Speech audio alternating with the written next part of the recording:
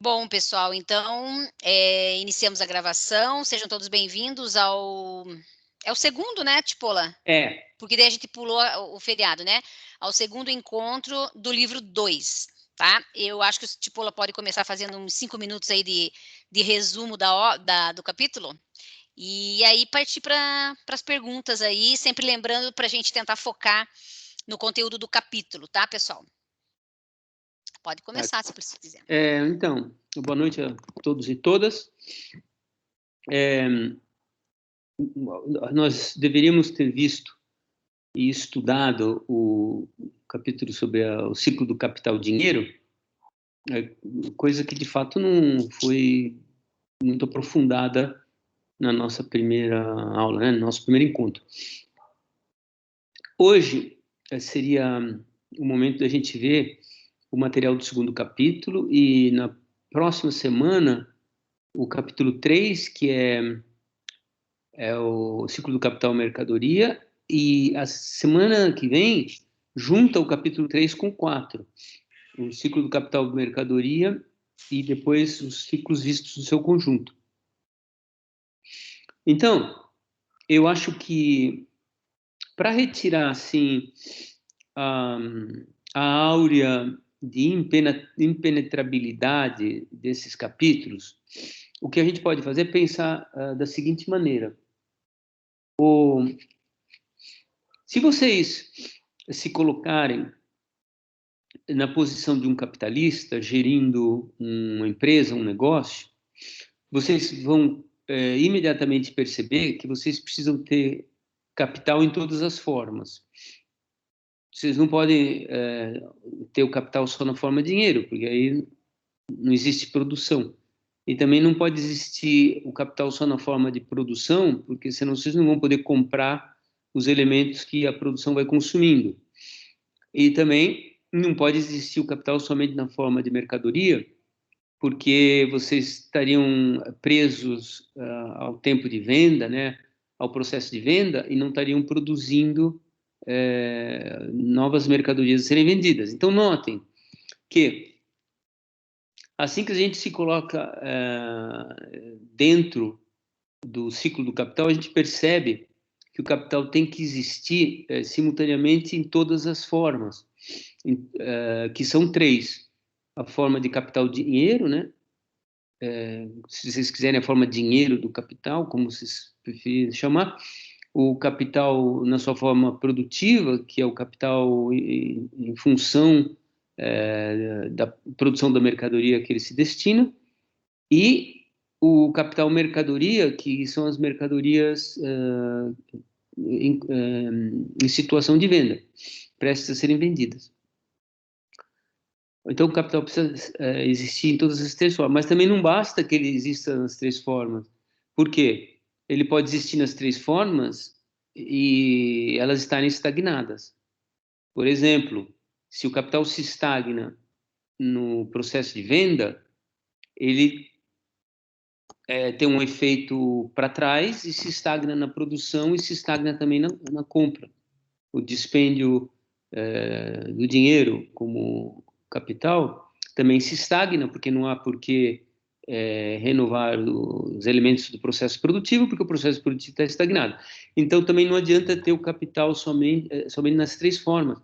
É preciso que essas 3 formas estejam em contínuo movimento, de uma forma ou outra. Então, note que quando o Marx se colocou a coisa nesses termos, é claro que ele viu que se o capital tem que existir simultaneamente em todas as 3 formas, significa que cada uma dessas 3 formas percorre todo o circuito por sua própria conta, por assim dizer.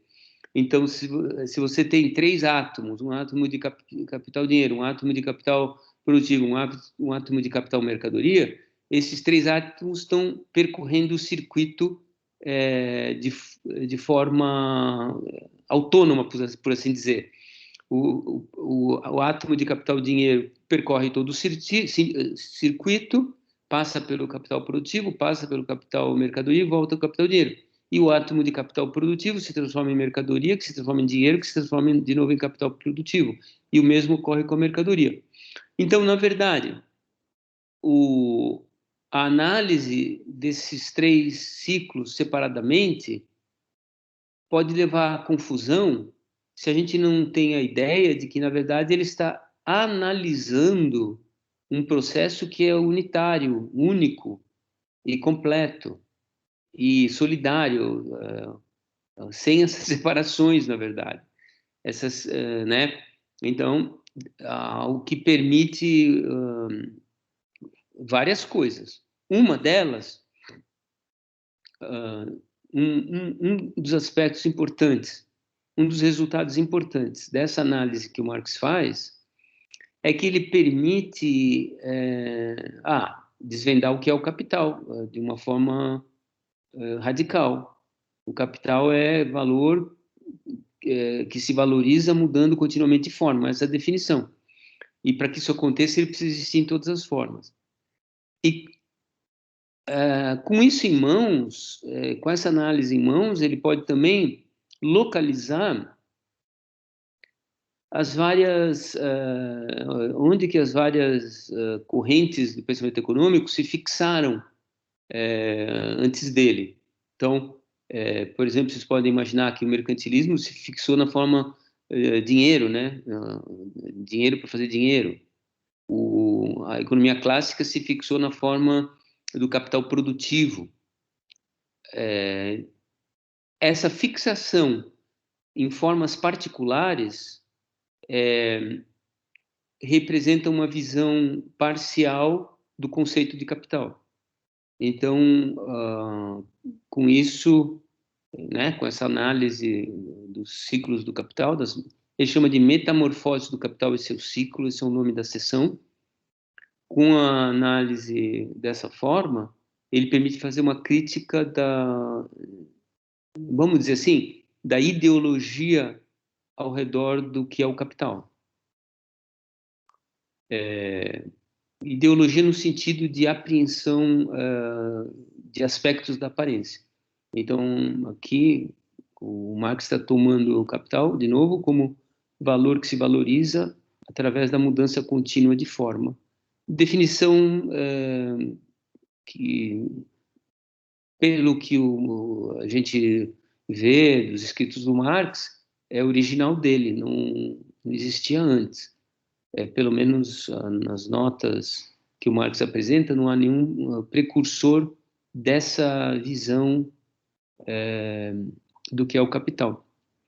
Então, o primeiro capítulo, então, discorreu sobre o ciclo do capital e dinheiro, que começa com o dispêndio de dinheiro, né, necessário para montar o negócio, por assim dizer, e seguido de uma segunda fase, que é a própria produção, e seguido de um terceiro momento, que é a venda das mercadorias que foram produzidas. Então, notem logo que, ao colocar as coisas desse modo, já a definição parece imperfeita, porque parece que o capital, quando sai da forma dinheiro, e assume a forma de capital produtivo, ele não existe mais na forma dinheiro. Então, se vocês percebem que a apresentação parcializada dos ciclos implica uma concepção parcial do que é o capital. Então, por isso que talvez tivesse sido melhor colocar o capítulo 4 como capítulo 1, os 3 ciclos do seu conjunto. Mas, bom, muito bem. Então, mas a gente viu, né, nessa breve introdução, que, obviamente, o capital dinheiro que perde a forma de dinheiro para ganhar a forma de capital produtivo é condição para que o capitalista obtenha as mercadorias que ele vai vender com um valor maior do que o valor do capital dinheiro inicial. Então, o ciclo termina com D'. O D' significa um valor maior do que o D. Um valor maior do que o D inicial. O ciclo do capital produtivo, bom, no final do ciclo do capital dinheiro, a gente tem, então, o dinheiro inicial, que é o D, mais um Dzinho, que é a mais-valia. No ciclo E nesse final, aí a gente não sabe o que vai acontecer com essa mais-valia. O Marx diz assim, pode ser o último negócio e, portanto, o indivíduo pegar o dinheiro e ir embora. Pode ser que ele consuma todo o dinheiro na forma de consumo individual do capitalista, ou pode ser que ele utilize esse dinheiro para aumentar o capital inicial. A gente não sabe nem vai saber, porque o ciclo se encerra em delinha. O ciclo do capital produtivo tem uma diferença em relação a isso, que é que o delinha aparece no meio do circuito. Então, o circuito, no seu entendimento, na sua concepção, tem que apresentar dentro dele, formalmente, né, a gente está falando, dentro dele a divisão do capital em capital e renda. Por quê? Porque o circuito termina com P de novo, com capital produtivo. Então, é dentro dele que vai se definir se vai haver expansão ou não do capital produtivo. Então, ele começa com P, aqueles 3 pontinhos significam essa reticência do processo produtivo fora da circulação. Dele emergem mercadorias, né? Do processo produtivo emergem mercadorias que são vendidas. É a nossa M' que representa mercadorias que contém nela mais-valia, e transformado em dinheiro, esse capital mercadoria vira o nosso delinha, o mesmo de antes, só que agora visto do ponto de vista do capital produtivo. E aqui a gente tem que saber como que vai ser utilizado a mais-valia, o montante de mais-valia que existe na forma de dinheiro, porque senão a gente não consegue fechar o circuito, não consegue fechar o ciclo. A gente precisa saber se esse Dzinho que representa mais-valia, o dinheiro que representa mais-valia vai ser transformado em capital produtivo adicional, ou se ele vai virar consumo capitalista, ou se meio a meio, e assim por diante. Então, conforme essas várias possibilidades, a gente tem a reprodução simples, que seria o caso no qual o capital produtivo é reposto simplesmente no mesmo nível de antes, então não há aumento da escala da produção. A gente pode haver uma reprodução à escala máxima, se toda a mais-valia é transformada em capital adicional, ou a gente pode ter um meio termo, no qual uma parte da mais-valia é transformada em capital adicional e outra parte é consumida pelo capitalista. Isso tudo está no PowerPoint e está também na videoaula.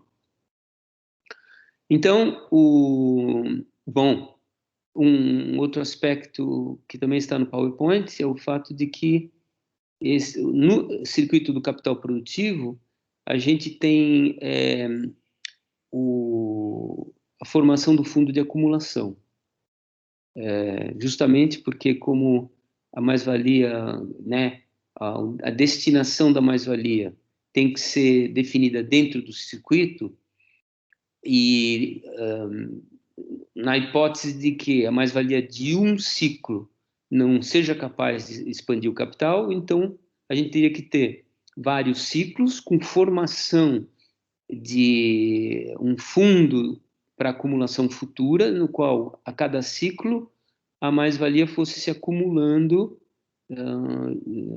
dentro de um cofre, né, até atingir uma magnitude capaz de ser utilizada para expandir o capital. Então, dentro do circuito do capital produtivo, necessariamente a gente tem a necessidade de conceber o fundo de acumulação. Seria isso, mais ou menos. Era para ser 5 minutos, mas foi mais, como sempre, né? Não, tá excelente. Agora passamos para as perguntas, né? Não vejo ninguém com as mãozinhas levantadas. Quem gostaria de falar?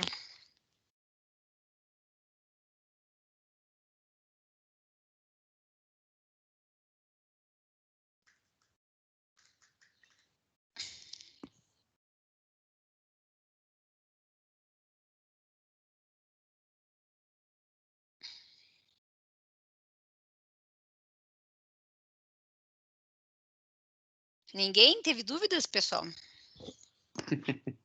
Ou tiveram tantas dúvidas que não conseguem elaborar?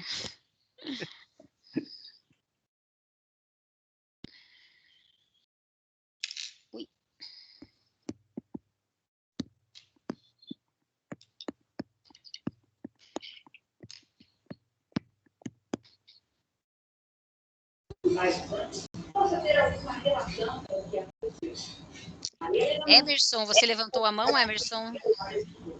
Tem alguém falando. Tem alguém aqui com o microfone aberto, mas eu já vou fechar.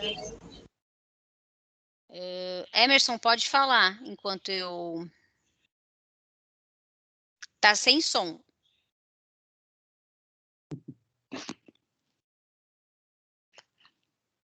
Ah, agora sim, agora sim. Deu? Aqui tem dois celulares ligados aqui, a gente acaba tendo um pouco de eco, mas eu vou tentar colocar minha dúvida. Eu fiquei na dúvida, quando eu estava estudando o capítulo, como é que se estabelece esse valor de limite para mais-valia virar capital aplicável, por exemplo, né? Eu não consigo entender muito bem. Isso é aleatório, arbitrário? Tem uma tabela, tem uma referência na sociedade? Como é que é isso, né? Porque a boa parte do que o Marx elabora são teses, são ideias onde ele analisa, né, o funcionamento do capital, né? Mas eu queria entender na prática isso, como que esse valor se estabelece, né? Sei. Eu acho, assim, é interessante porque as perguntas sempre tomam a gente um pouco de surpresa, né? Então a gente tem que engolir seco primeiro e depois falar. Nossa, que eco. Pronto, ativei o mudo do Emerson, só para não ficar eco, tá, Emerson? Tá. Não, você levanta um aspecto de um grau de concretude que não tem no capital, que não tem efetivamente, você não vai encontrar no capital, você vai encontrar exemplos, né, exemplos hipotéticos, uma certa proporção da mais-valia que é transformada em capital. Bom, isso é um primeiro ponto. Então, é um aspecto concreto que simplesmente você não encontra lá. Do ponto de vista do trabalho empírico, como é que a gente faria isso aí? Imagine que você tenha uma série sobre a formação de capital na economia brasileira, vamos supor. Né? A formação de capital. Teria que incluir nessa formação de capital, coisa que as estatísticas oficiais nunca incluem, é o capital variável adicional também. Em geral, só se inclui o capital... Em geral, só se inclui o capital fixo, a formação bruta de capital fixo.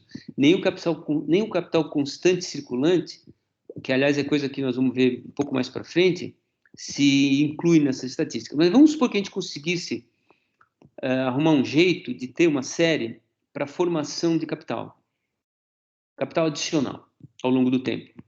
Se a gente tivesse uma série razoável que representasse para nós a massa de mais-valia produzida anualmente, a gente teria, então, exatamente a determinação do quanto da mais-valia transformada em capital adicional. E isso flutuaria, obviamente, ao longo do tempo, porque em tempos de rápido crescimento, uma maior porção da mais-valia é transformada em capital adicional. Em tempos de depressão, em tempos de pouco crescimento, uma fração menor da mais-valia é transformada em capital adicional. O que tem consequências bem interessantes para outros níveis de análise que a gente não vai entrar agora. Bom, então, primeiro, a gente teria a possibilidade de saber exatamente o quanto da mais-valia fosse transformada em capital adicional ao longo da série que nós eventualmente pudéssemos ter. Agora, do ponto de vista da teoria convencional, a teoria convencional explica, ela, na verdade, obviamente, ela opera completamente fora do esquema da teoria do valor do Marx, etc., mas ela trabalha principalmente com um conceito que se chama acelerador do investimento, que é basicamente a ideia de que, à medida que a economia cresce e a capacidade produtiva vai sendo cada vez mais utilizada, né, a capacidade instalada vai sendo cada vez mais utilizada, os empresários começam a perceber a necessidade de expansão.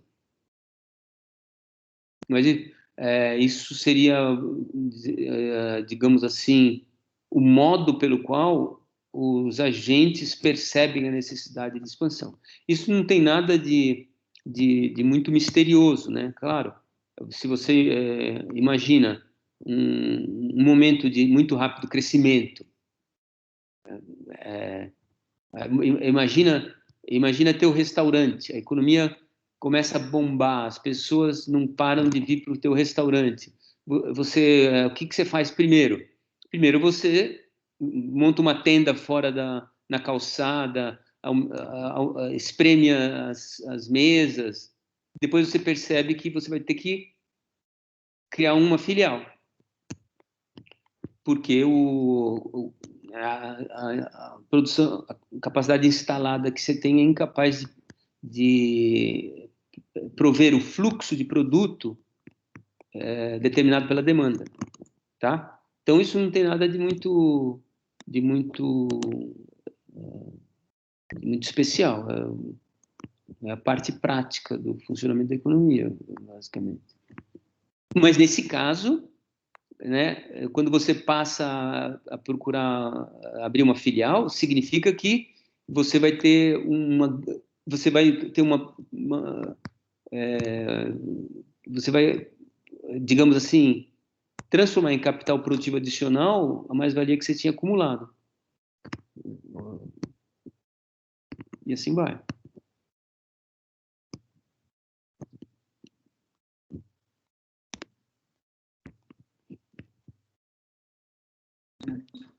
Eu teria mais uma questão.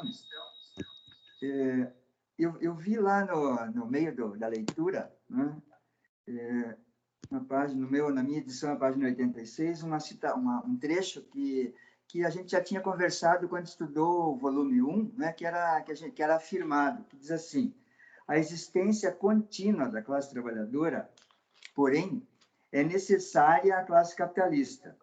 E assim é necessário também o consumo do trabalhador por meio de DM, né?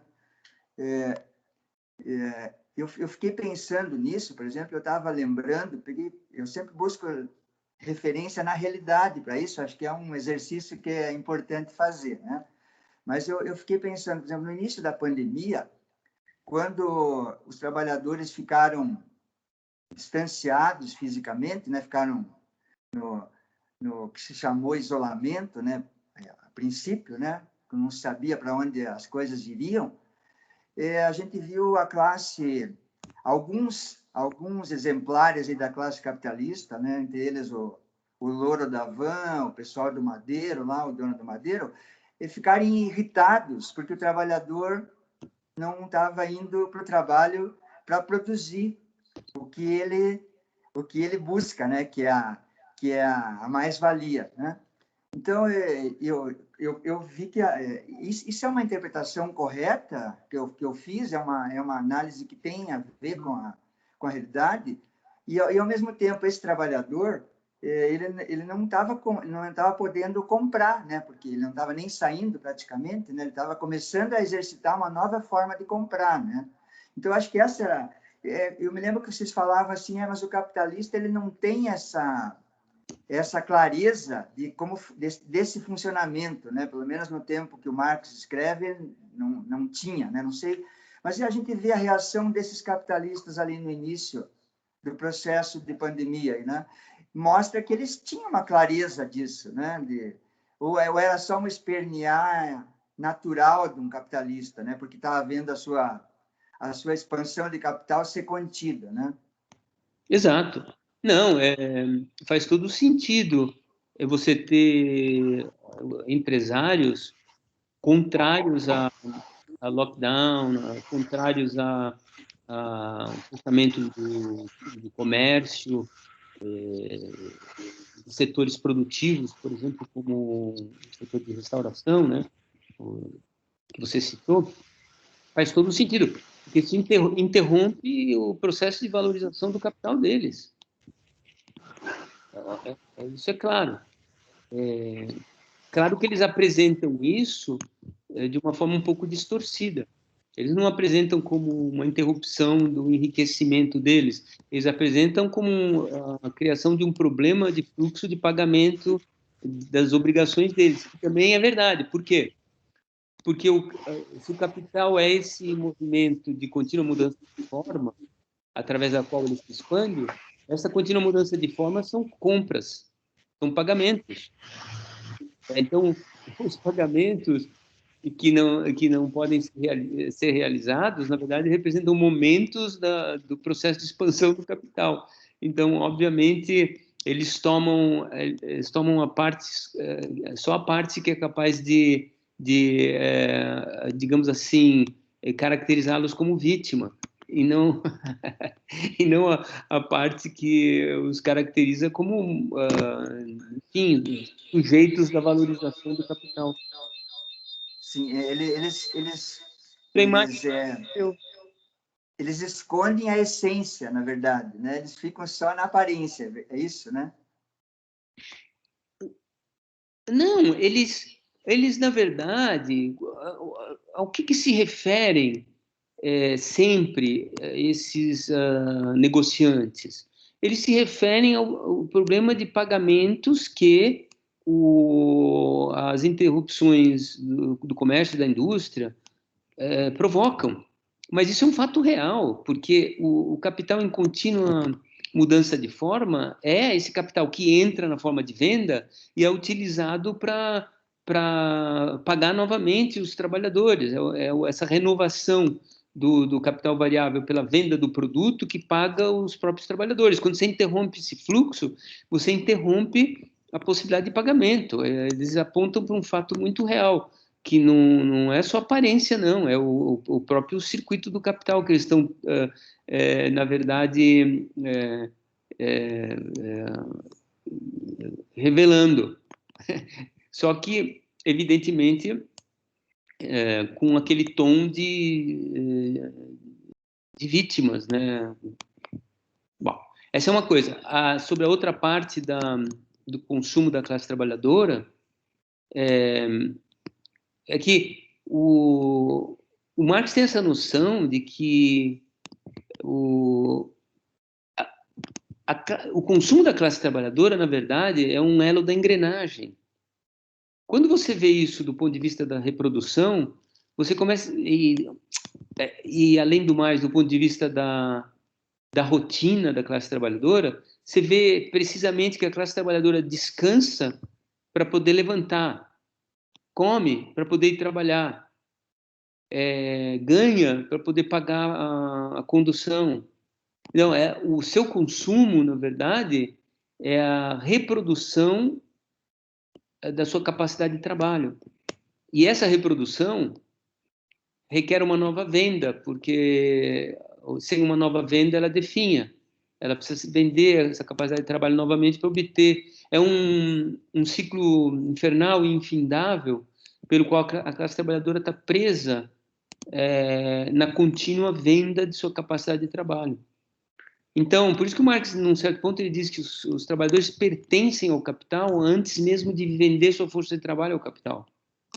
E é essa corrente invisível que transforma os trabalhadores em pertencentes ao capital, mesmo antes de vender sua força de trabalho ao capital, que os aproxima a noção de forma moderna da escravidão. Porque a classe trabalhadora como um todo pertence à classe capitalista, de uma certa forma. É bem interessante isso aí. Obrigada, Emerson, pela sua contribuição. Gostei da sua participação aí. Estou vendo aqui que são os nossos alunos da primeira versão do curso que estão na lista aqui, ó. A Giovana está querendo falar. Sim. Saudades, Giovana. Tudo bem com você? Tudo bom, gente? Bom revê-los. E que bom que tem bastante gente no curso, né? Sim, sim. Legal, bacana, né? Nesse momento, somos quantos?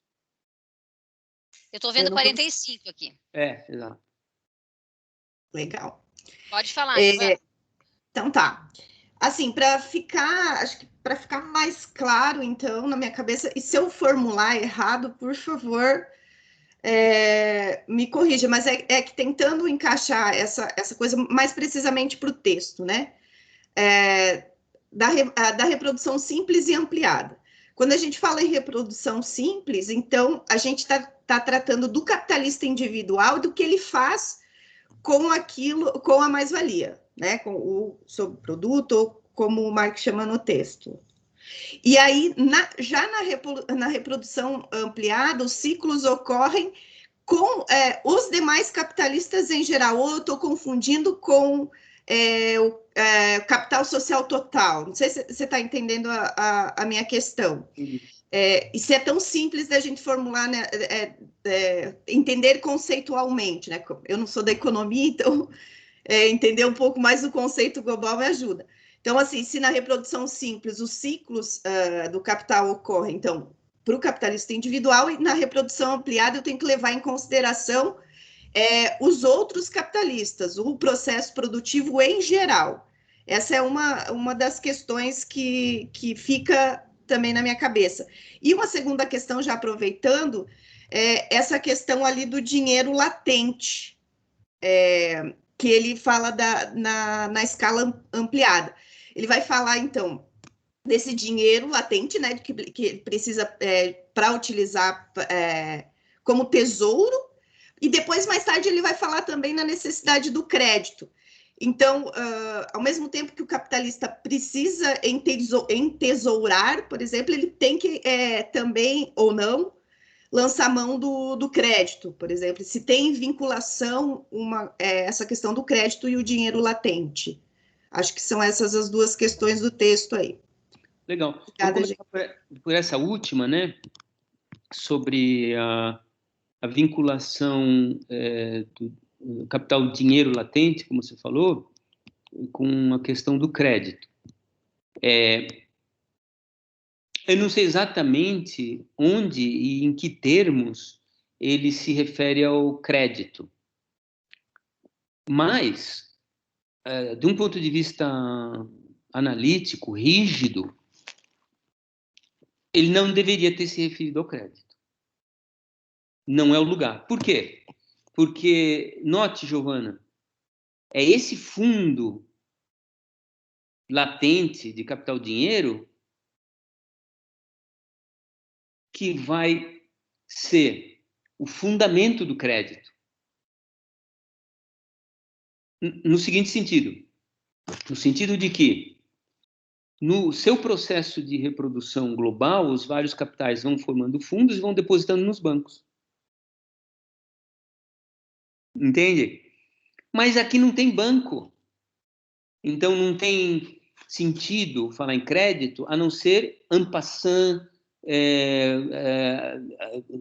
por algum tipo de referência que é mais algo do tipo chamar atenção para o que vai ser estudado depois e tal. Mas agora ele está montando, na verdade, as condições de existência do sistema de crédito, ou dos bancos, mais especificamente falando, que é o fato de que essas acumulações variadas de capital, dinheiro latente nos circuitos do capital vão sendo canalizadas todas para o sistema bancário, tá? Então,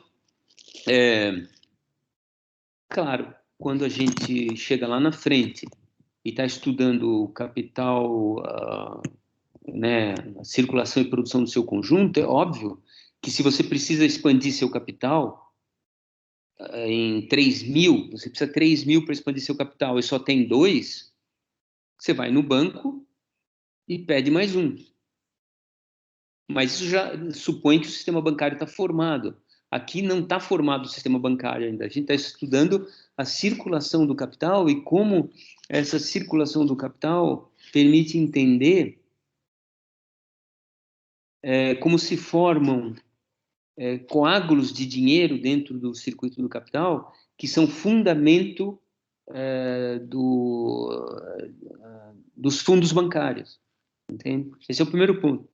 O segundo é que tenha em mente que a seção 1, que é metamorfoses do capital e seu ciclo, e a seção 2, que é sobre a rotação do capital e o número de rotações, ou seja, 2/3 do livro, em termos de sessões, pelo menos, se não de páginas, 2/3 do livro são sobre o capital individual, não são sobre o capital social total. Toda análise é do ponto de vista do capital individual, é um capital, entendido abstratamente. A gente só vai ter uma análise do capital social total na seção 3, que se chama Circulação do Capital e Reprodução do Capital. Circulação do Capital Social Total e Reprodução. Lá a gente vai ter reprodução simples e ampliada também, mas lá tratado do ponto de vista da sociedade como um todo, da soma de todos os capitais. Então, agora vou voltar para o começo da tua pergunta. Você estava entendendo erradamente, então. Quando, nesse capítulo, a gente fala de reprodução simples e reprodução ampliada, a gente está falando do ponto de vista do capital individual. E essas duas formas de reprodução se distinguem pelo uso da mais-valia. Na reprodução simples, aqui tem a possibilidade da gente se engajar numa confusão, mas vamos dizer assim, na reprodução simples, a gente toma como hipótese que toda a mais-valia é consumida pelo capitalista e, portanto, ele só repõe no ciclo do capital o próprio capital que existia antes. Então, imagine assim, vamos tomar o exemplo do próprio livro, que é aqueles 422 de capital, que eram divididos em 378 de capital constante e 50 de capital variável. Então, são 422. No final, a gente tem um produto de 500, o que significa que 78 é mais-valia. Supondo que os capitalistas consumam os 78 de mais-valia, de lucro, o capitalista tem, para seu reinvestimento, somente os 422 com os quais ele começou. Então, nesse caso, a gente teria a reprodução simples. Se ele pega esses... Vamos supor agora que, em vez de consumir essa mais-valia, ele pega esses 78 e junta com os 422, ou seja, pega todos os 500 de dinheiro que ele obteve com a venda e investe 500. Aí, a escala da empresa dele aumentou de 422 para 500. Então, o capital se expandiu, se reproduziu uma escala ampliada, uma escala expandida, tá? Isso tudo do ponto de vista do capital individual. Só depois que nós vamos ver a soma de todos os capitais misturados e em contato uns com os outros. Quando eu falei assim que isso poderia dar margem a uma confusão, é o seguinte: por que o Marx faz essa análise da reprodução simples? É porque a reprodução simples é parte da engrenagem da reprodução ampliada, mesmo quando os capitalistas não consomem a mais-valia. Então, agora vamos pensar assim, ó. Não, 78 não é suficiente para eu aumentar meu negócio. Então, eu vou ter um ciclo no qual eu obtenho 78, não consigo fazer nada com isso. Vamos supor que o capital mínimo seja 422, ok? Capital mínimo. Você começou com um capital mínimo, que é um fogão, uma geladeira e tal, para fazer o teu restaurante. 422. 78 não é 422, então você vai ter que esperar um pouco. Primeiro ciclo, você junta 78. Segundo, 78. Quantos ciclos você vai precisar para poder expandir?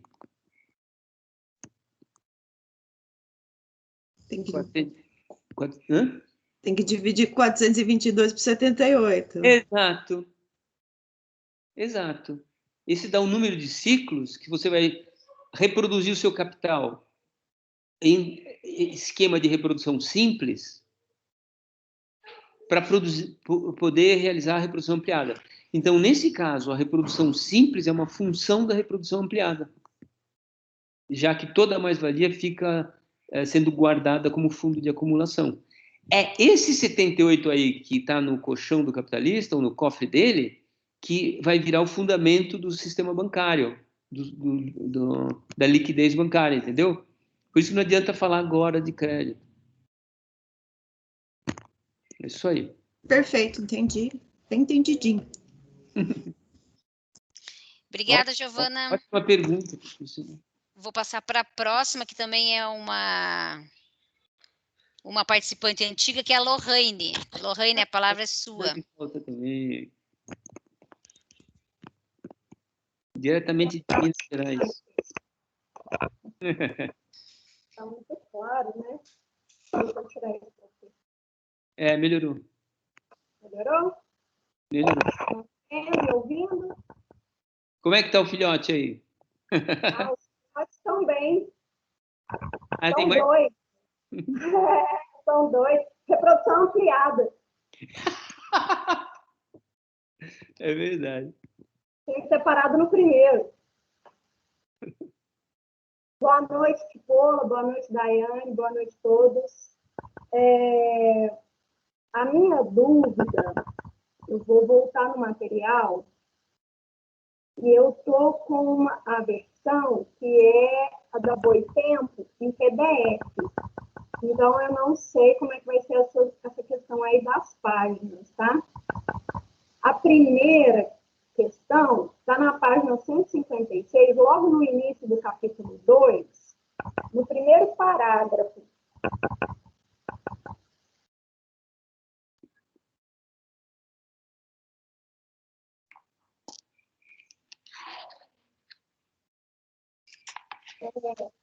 Ele começa aí, do capital produtivo, né? Aí na terceira frase, tem assim: uma parte de N' pode voltar a entrar diretamente como meio de produção no mesmo processo de trabalho, em certos casos, em ramos de investimento do capital industrial, do qual ela saiu como mercadoria. Com isso, não se faz mais do que evitar que seu valor se transforme em dinheiro efetivo ou símbolos monetários, ou garante-se que ele só obterá expressão independente como moeda de conta. Essa parte do valor não entra na circulação. Não entendi como é que uma mercadoria em linha com mais valor, né, pode entrar no mesmo processo de trabalho. Ela é matéria-prima daquilo que o próprio capitalista produz? Isso, exato. Por exemplo, suponha que você é produtora de soja. Aí você produz um monte de grãos. Aí uma parte dos grãos você reserva para plantar. Ok. Simples assim? Tá. Tem uma outra questão. Ele quer dizer que essa parte que você reserva para plantar não precisa ser vendida para comprar os grãos. Então, é como se o processo de circulação do capital se abreviasse pelo fato de você se aproveitar de uma parte da sua própria produção para constituir o capital produtivo. Ok. Isso acontece em vários processos produtivos. Inclusive, por exemplo, não sei se seria o caso aqui, mas reaproveitamento de resíduos na siderúrgica, sobram montanhas de resíduos que são depois reutilizados. Então, é uma espécie de subproduto do processo produtivo é utilizado pelo próprio processo produtivo. É um pouco diferente porque não é o produto propriamente, é o resíduo. Isso, ele não é uma N' nesse caso, né? Mas, por exemplo,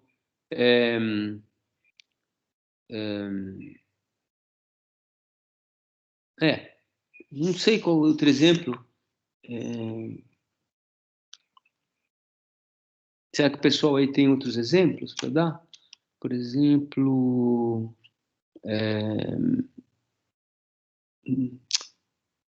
será que no caso de um restaurante que uma determinada comida não foi vendida, depois eu faço um pirão lá com aquele troço? Era para ser ofertado no buffet, mas depois eu vou reaproveitar para fazer outra comida. Não, isso parece mais o caso que eu dei, né? Dos rejeitos. Dos resíduos. Não, mas foi uma mercadoria que foi feita para venda. Mas é que ele está só aproveitando porque não foi vendida, né? Tem que ser um exemplo onde assim, por vontade dele, ele tire aquilo para entrar de novo no processo, não por necessidade de aproveitar. Essa tecnologia reversa que hoje falo, né? Talvez que o que sobra, né? O material reciclável, né? Que aproveita plásticos e tal, né? Que a mercadoria é vendida depois reutiliza de novo. Vasilhas, por exemplo. Acho que não. Não, acho que não. É o exemplo que eu dei. O exemplo da produção de soja, por exemplo. Você é um produtor de soja. Nem sei se funciona assim, porque com essas sementes orgânicas... Quem está pedindo para falar? Só um minuto.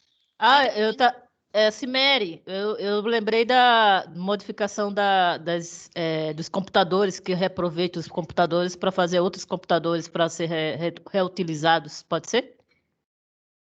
Não, gente, nós não estamos falando de reciclagem, não. O Marx não está falando de reciclagem. Olha, uma parte do produto produzido pode ingressar diretamente, em certos casos, em ramos de investimento do capital industrial, como meio de produção no mesmo processo do trabalho do qual saiu como mercadoria. Então, apesar de que talvez não ocorra do jeito que eu estou falando no agronegócio, porque agora o agronegócio utiliza de sementes especiais e tal, mas vamos supor que não. Se você é um produtor de grãos, você produz não sei quantas toneladas de grãos, uma parte desses grãos, que é parte do seu produto, você não precisa vender porque vai ser utilizado como semente para a próxima safra. Então, vamos supor que... quer ver? Eu vou dar um... O óleo, eu acho que pode ser um exemplo, né, professor? Óleo de máquina, né? Seja lá onde se produz óleo de máquina, uma fração pode ser utilizada para lubrificar o próprio equipamento da fabricação. Corretíssimo. Né? Carvão, talvez o carvão seja da mesma forma, a eletricidade. A eletricidade é uma ideia, o carvão também. Por exemplo, na extração de carvão, vamos supor, né? Mas essa suposição não é boa. Na extração de carvão, a gente não precisa carvão para mover nada, né? Para mover máquinas. Se a gente precisasse de carvão para mover máquinas, para extrair carvão, aí uma parte do carvão extraído é utilizado nas máquinas que ajudam a extrair carvão, mas não é assim que funciona.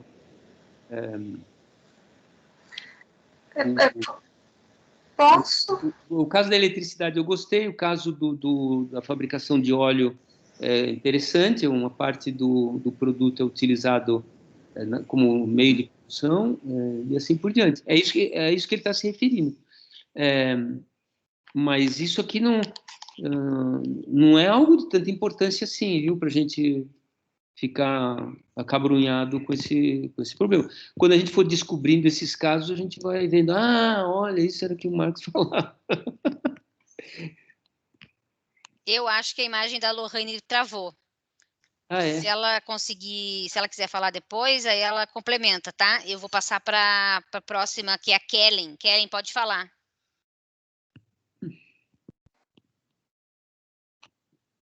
Boa noite. Boa noite. É a primeira vez que eu estou fazendo uma intervenção aqui no curso. Queria aproveitar para agradecer vocês por esse espaço. Está sendo muito importante aí nesse momento. E aí a minha pergunta é sobre... a partir do que a gente viu, né, sobre o ciclo do capital-dinheiro e o ciclo do capital produtivo, eu pensei, né, nessa situação, nesse caso de empresas, né, que acabam investindo numa produção, assim, elas fazem todo o processo, né, então, do capital produtivo, e uma parte dessa mais-valia, elas investem num novo ramo produtivo, né, por exemplo, uma empresa que faz motores, né, como a WEG, né, ali do norte de Santa Catarina, ela faz motores e ela passa a produzir também a tinta que ela usa para fazer o motor. E isso a gente está falando de reprodução ampliada, né? E aí eu queria saber se nesse movimento que algumas empresas fazem, né, algumas indústrias fazem, qual é o intuito que está por trás disso, né? Se é evitar isso que o Marx fala justamente nessa passagem que a Lorraine trouxe, né, de evitar essa metamorfose do capital dinheiro para o capital produtivo, né? Se é ampliar esse controle, né?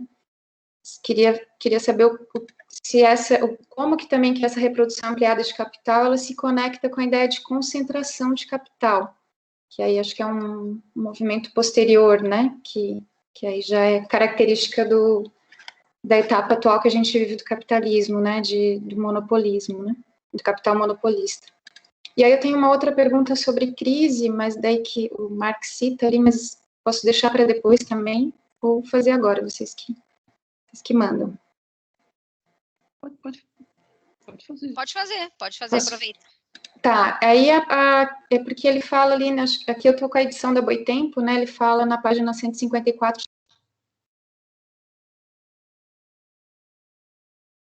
Travou aqui. Acho que travou para mim também. Destravou? Você me ouve, Kellen? Eu tô ouvindo, aham. Então pode falar, só a tua imagem travou. Pode falar. Tá. Eu fiquei em dúvida qual a diferença entre sobreprodução e sobreacumulação. Aí, se o debate avançar muito, vocês acham que é demais para agora, tudo bem, a gente pode deixar para um outro momento, mas se der para já pontuar algumas questões, eu agradeço. Sobreprodução e sobreacumulação? Isso. Tá. Então, em relação à primeira pergunta, é interessante, porque do ponto de vista da propriedade do capital, a gente tem reprodução ampliada, né? Do ponto de vista da propriedade do capital, da propriedade jurídica do capital, a gente tem reprodução ampliada. Mas do ponto de vista do processo produtivo específico da produção de motores, a gente não tem reprodução ampliada. É um caso interessante. Né? Então, como é que a gente se concebe isso aí? O que a gente tem que conceber isso como uma internalização dentro de um mesmo corpo jurídico de propriedade, né? Vamos supor, uma mesma sociedade anônima, vamos supor, o desdobramento num novo ramo. E isso foi muito comum no capitalismo do século XX, até digamos, até os anos 70, 80. Depois o processo foi exatamente o contrário. A diluição dos conglomerados através de venda das partes e a concentração na especialização de fases específicas. Então, essa, digamos, ramificação da WEG na produção de tinta é algo curioso, porque é meio que contrário aos tempos. Nós estamos mais nos tempos de que a WEG pudesse se internacionalizar e tornar sua produção fragmentada mundialmente, mais do que se dispersar em produtos que são, na verdade, insumos. Isso porque tem um motivo, sabe, para esse processo de especialização que ocorreu nesses últimos tempos. É que a produtividade do trabalho, os capitais cresceram tanto e eles foram tão capazes de reduzir custos que, para as empresas, não era mais eficiente produzir seus próprios insumos. Era mais eficiente obter esses insumos de outras empresas, por causa da escala de produção e da decorrente diminuição do custo dos produtos. Então, é curioso que isso tenha ocorrido na WEG recentemente, eu não sei quando que foi que ocorreu. Mas aí também requeriria uma pesquisa na WEG para saber por que eles fizeram isso. Suponha que eles tenham problemas de fornecimento, o que é difícil de conceber hoje em dia, dado o grau de desenvolvimento da divisão social do trabalho, da produtividade do trabalho, dos transportes, das comunicações e tal. É difícil entender isso aí, mas teria que ver qual foi a motivação. De repente, então, pode ter vários motivos. Dificuldade de fornecimento, de obtenção do insumo, pode ser uma lucratividade diferencial muito grande no ramo de tintas. De repente, o ramo de tintas ficou para trás em termos de aumento da produção e o seu preço disparou por causa dos pigmentos, sei lá o quê, e aí a lucratividade aumentou e essa empresa que utiliza tintas viu a possibilidade de abocanhar esse aumento de lucratividade. A gente não sabe, não dá para dizer. O mecanismo atual é o contrário, porque é mais eficiente para as empresas se concentrarem e expandirem no seu produto fim do que...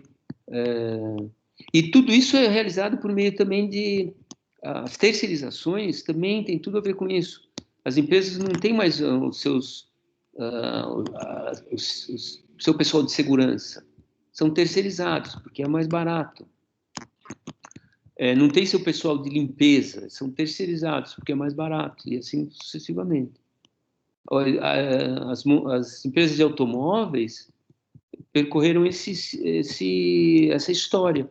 Antigamente, a Ford tinha áreas de reflorestamento, porque parte do painel era de madeira, imagina.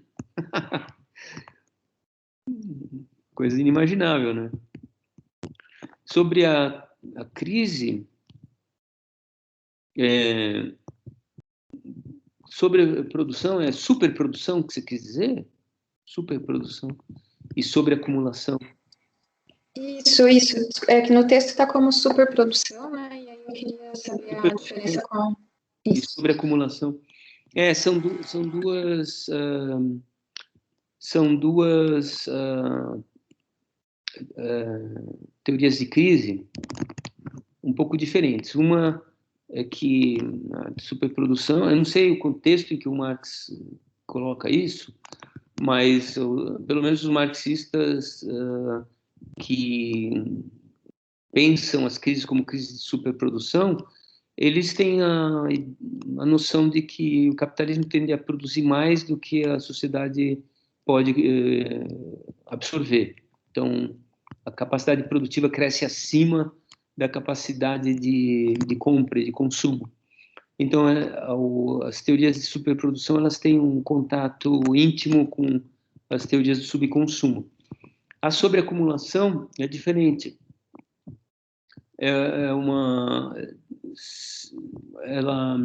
tem a ver com uma teoria que diz que, à medida que o capital se acumula e se expande, ele exaure a força de trabalho, os salários aumentam e a lucratividade cai. Então, isso aí está no volume 3 do Capital.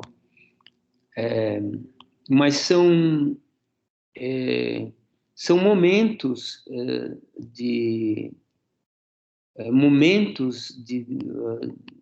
digamos assim, de reflexão que o Marx faz sobre a crise econômica, que é sempre um objeto de interesse muito grande dele. Então, aqui e ali ele revela momentos de reflexão sobre a crise. Mas a crise não pode ser pensada assim o sistema de crédito. Então, tem que, pelo menos para nós, a gente tem que esperar até a próxima novela, a sequência, aí vocês, a gente assegura a presença de vocês na próxima fase. Não, que aliás está ocorrendo já, né? Só que no grupo alternativo do volume 3. Obrigada, Kellen. Você quer fazer alguma complementação? Não, só agradecer. Só uma coisinha, eu acho que, então, sobre essa primeira pergunta que eu fiz, então, não seria uma reprodução ampliada, mas a partir do ponto de vista de um capitalista individual, né? Porque ela não ampliou a produção de motores, no caso, né? É claro que você tem, do ponto de vista da propriedade do capital, vamos por assim, do ponto de vista dos acionistas, que são os proprietários, você tem um aumento do capital deles. Porque se isso aí é parte da VEG, o capital deles aumentou. Mas eu estou querendo chamar a atenção para a gente não confundir as coisas. Quando a gente está estudando a reprodução ampliada, nesses 3 primeiros capítulos, a gente está considerando a reprodução ampliada do capital em exercício, do capital em consideração. Aí você trouxe um problema curioso, que é o aumento da acumulação, mas com a abertura de uma linha de produção de um produto diferente. Então, é um novo espécime que você está trazendo aí. Que não traz dificuldade, você percebe que não traz dificuldade? Do ponto de vista da sociedade anônima ou do capitalista individual, é um aumento do seu capital e, portanto, vai ser um aumento dos seus lucros. Do ponto de vista da produção de motores, não é reprodução ampliada da produção de motores, porque simplesmente não é. Pode ter havido também reprodução ampliada da produção de motores, ao mesmo tempo que esse capital tenha aberto uma fábrica ao lado de produção de tintas sobre a mesma égide jurídica. Isso não traz nenhum problema teórico para nós. Entendi. Né? Creio que... Não sei se... Eu me sinto confortável com isso aí. Não sei se você está se sentindo também.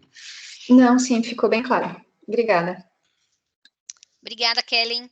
Eu passo a palavra para o Rodney. Oi, boa noite, professores. Boa noite a todos. Boa noite. Meu nome é Rodney, eu sou aqui de Maringá. Eu me formei em Ciências Econômicas no século passado. Isso não é novidade. Mas nunca trabalhei como economista, infelizmente, não foi possível. E sou um entusiasta, né, do Marx. Fiz um curso de economia que era manco, a perna direita muito desenvolvida, a esquerda bem atrofiada, né? E hoje sou, de fato, Rodney, só deixa eu falar uma coisa. Você está logado em 2 computadores, né? É. Está dando um eco, acho que é por causa disso. Daiane, por que tua imagem ficou opaca? Eu não sei o que acontece. Em algum momento da reunião, a minha imagem começa a ficar assim. Não sei se é um defeito da minha câmera ou a minha internet começa a ficar ruim. Você está vendo isso também? Tô vendo. Eu não estou me enxergando direito aqui. Eu estava precisando de um óculos novo. Aí eu olhei para o resto do pessoal e está todo mundo... Não. Eu não sei o que é. Se em algum momento a minha internet ficar ruim, mas enfim. Tá. O Rodney agora ele fechou o outro, né? O Rodney agora não está mais dando eco. Pode falar. Tá tranquilo agora? Agora tá bom. Tá, desculpa, é que assim, a primeira aula que eu assisti, eu tive um problema, não sei o que aconteceu, então agora eu deixo tanto o celular quanto o notebook ligado, aí não tenho mais problema. A minha pergunta é o seguinte, professor, levando em consideração a aula da professora Daiane, né, tanto a primeira aula quanto a aula passada de segunda-feira, de terça-feira, né, ontem, no qual ela falava a respeito de tecnologia, produtividade, habilidade, intensidade de trabalho no que dizia respeito ao tempo de trabalho socialmente necessário, e levando em consideração essa questão da discussão do que o empresário faz ou não com a sua mais-valia, Se eu pegar essa questão do tempo de trabalho socialmente necessário, que é importante ter bem desenvolvido para que ele se mantenha na posição de capitalista, e se eu levar isso em consideração no que diz respeito à reprodução simples, no qual ele absorve toda a mais-valia e não reinveste na produção, então ele deixaria de ser capitalista? Desculpa se não ficou claro, eu tento reinventar a pergunta. Não, eu vou começar porque você sintetizou a pergunta no final, né? Se ele consumir toda a mais-valia, ele deixa de ser capitalista? Então,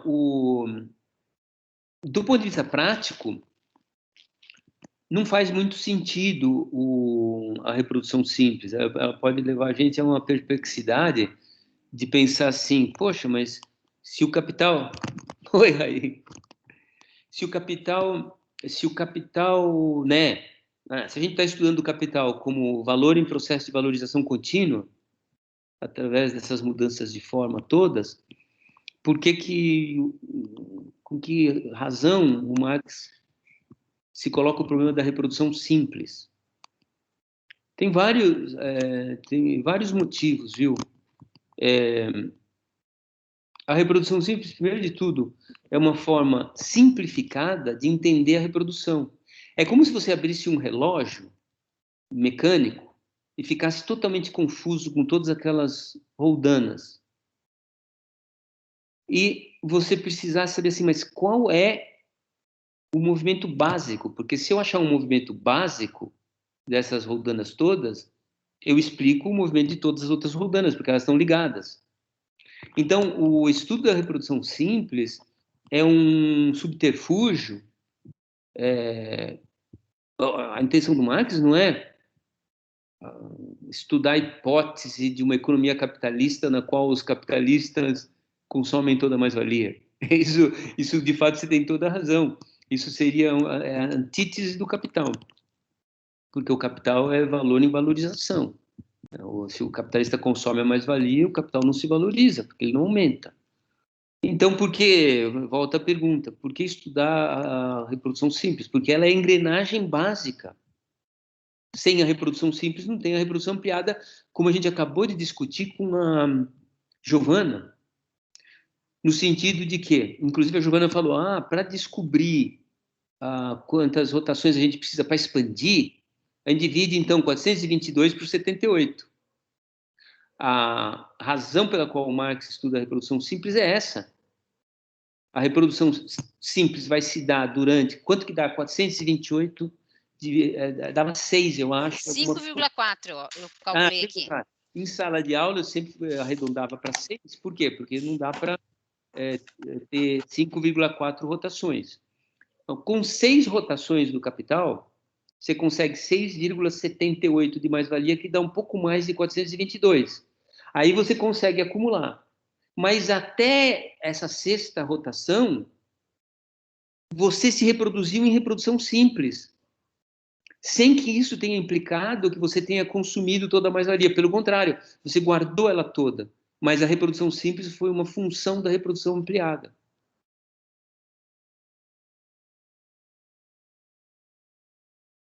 Então, mas quando, por exemplo, quando ele vai apresentar a reprodução simples, como é que ele vai fazer para não confundir as pessoas? Vai falar, nós vamos fazer, na verdade, o que interessa é a reprodução ampliada, mas a reprodução simples é a base dela. Não, é simples dizer, vamos imaginar que os capitalistas consumam mais-valia, para ver como é que funciona essa engrenagemzinha.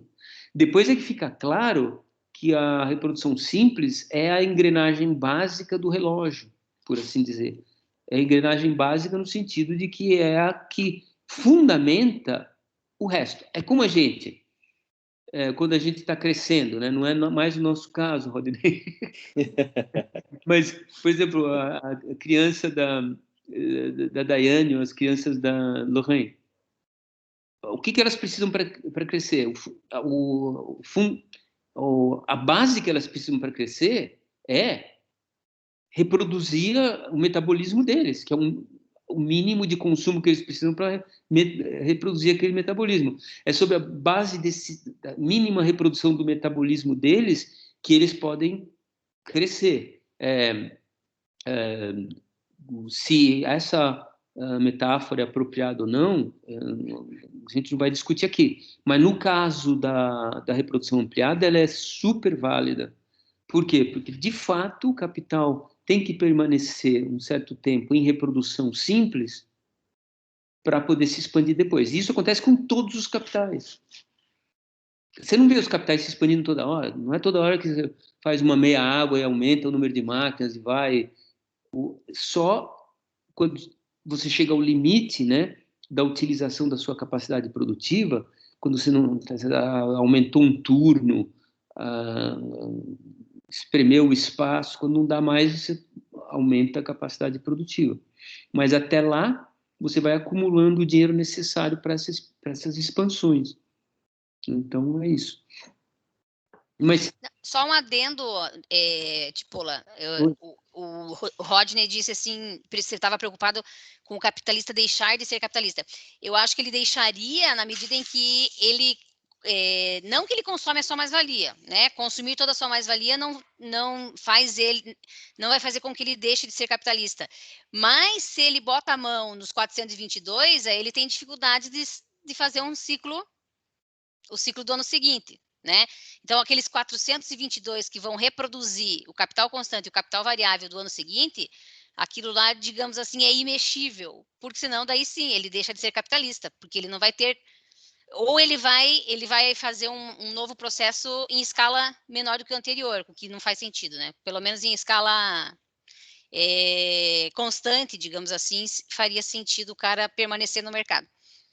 Interessante o que você está colocando, Daiane, me faz pensar o seguinte. Né, Rodney, a gente sabe que esse sistema tem empresas gigantes mundiais, mas tem pequenas empresas. Sim. Pequenas empresas que são empresas capitalistas também, no sentido de que utilizam trabalho assalariado e exploram o trabalho assalariado. Agora, imagine assim, imagine que uma pequena empresa tenha 3 trabalhadores assalariados que ganham 1.000 cada um e que produzem uma mais-valia de 1.000 cada um. E suponha que o proprietário dessa pequena empresa tenha um consumo mensal de 3.000. Eu estou falando isso porque, para um pouco dar um passo atrás no que eu falei antes. Esse capitalista deixa de ser capitalista por consumir os 3.000 que ele ganha para manter o padrão de consumo dele, que é 3 vezes o padrão de consumo dos trabalhadores que ele explora? Não. Ele continua extraindo mais-valia desses trabalhadores, mantém o padrão deles de 3.000 de consumo, porque ele tira de cada um 1.000 de mais-valia, vamos supor, mantém o padrão dele de 3.000 de consumo e continua explorando continuamente esses seus trabalhadores indefinidamente. E eu acho que esse tipo de coisa existe aos borbotões por aí. Padarias, restaurantes, pequenas marmoarias, pequenas serralherias, enfim, unidades produtivas que praticamente não se expandem ao longo do tempo, mas que permitem ao seu dono um padrão de consumo diferenciado em relação aos trabalhadores que ele emprega. Então, isso, na verdade, é algo que a gente tem que considerar. Não, a gente não pode deixar de considerá-lo capitalista pelo fato dele não expandir seu capital. Porque se ele utiliza a força de trabalho assalariada, explora e mantém o seu nível de vida com a coleção de mais-valias que ele logra obter, ele tem todas as características de um capitalista. Agora, o seu capital, infelizmente, se reproduz em reprodução sim, em regime de reprodução simples. Então, deixa eu só dizer mais uma coisa. Então, tem mais um aspecto aí. Não é só que a reprodução simples é a engrenagem da reprodução ampliada. A reprodução simples pode ser o modus vivendi de uma multitude de pequenos capitais. Eu só estou me dando conta disso agora. Você imagina? Como vocês são importantes para a gente. Não, sério. Beleza. Você quer fazer alguma consideração, Rodney? Posso, professor? Posso? Pode Obrigado. fazer. Professor, Não tem ninguém excelente. com a mão levantada, aliás, pessoal. Tá. Mas Então, alguém se candidato. Vou continuar, então. Obrigado. Excelente explicação. Adorei, professor. Muito clara, muito, assim, didática. Excelente explicação. Quando eu fiz essa pergunta, aí eu vou dar continuidade nela, né? Assim... Não era sobre o que eu falei. Não. Não é tudo sobre o que o senhor falou. Agora, o que eu quero pegar é fazer o seguinte, atrelar aquele ponto do que a professora Daiane havia explicado a respeito do tempo de trabalho socialmente necessário. Eu compreendi totalmente a sua explicação de que ele não deixa de ser capitalista. Perfeito. Agora, com o tempo, pelo fato dele não ter toda essa mais-valia investida, pelo fato dele prolongar esse modus vivendi dele devagarzinho, o tempo de trabalho socialmente necessário, o desenvolvimento dos outros capitalistas que investiram mais vão sufocar ele com o tempo e ele vai sair do mercado, não vai? Isso. Então, é bem interessante isso aí. Tem uma complementação a essa história. Essa pequena marmoaria ao que eu estava me referindo, ela eventualmente compete com marmoarias gigantes e importantes. Então, esse pequeno capitalista, ele pode se manter durante um tempo bastante grande nas franjas do mercado, se utilizando de um galpão na periferia, no qual ele paga um aluguel muito mais baixo, trabalhadores marginais, não no sentido da marginalidade criminosa, mas trabalhadores da franja da força de trabalho que são trabalhadores que a gente chamaria do exército industrial de reserva, que são reciclados na periferia, que teriam dificuldade de obter outros trabalhos, que, portanto, podem ser remunerados a uma taxa inferior à média da economia ou do ramo. Então, capitais menos produtivos estão sob o assédio que você descreveu. Ao longo do tempo, isso pode vir a ocorrer, mas eles podem se manter ao longo do tempo através de subterfúgios de redução de custos de todo tipo.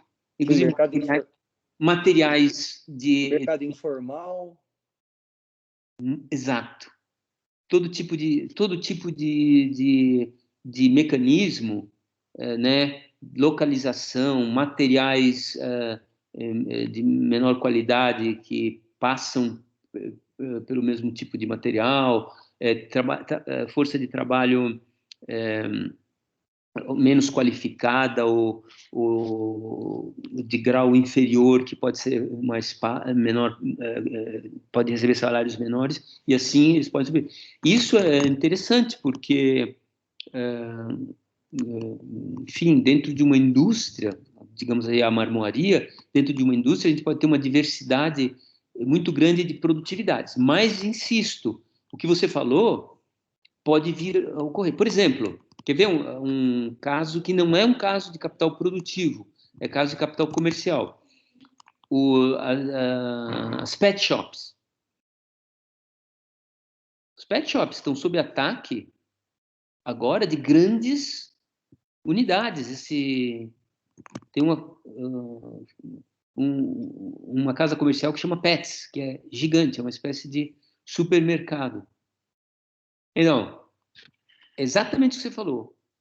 Antes, esses pequenos comerciantes podiam sobreviver, eventualmente com, né, mais ou menos do modo que a gente descreveu o pequeno produtor aí com 3 trabalhadores, sei lá, eles podiam sobreviver. De repente, eles estão sob ataque de firmas muito grandes, de extensão nacional, e que são poderosas do ponto de vista da compra de grandes quantidades a preços menores e, portanto, eventualmente com a venda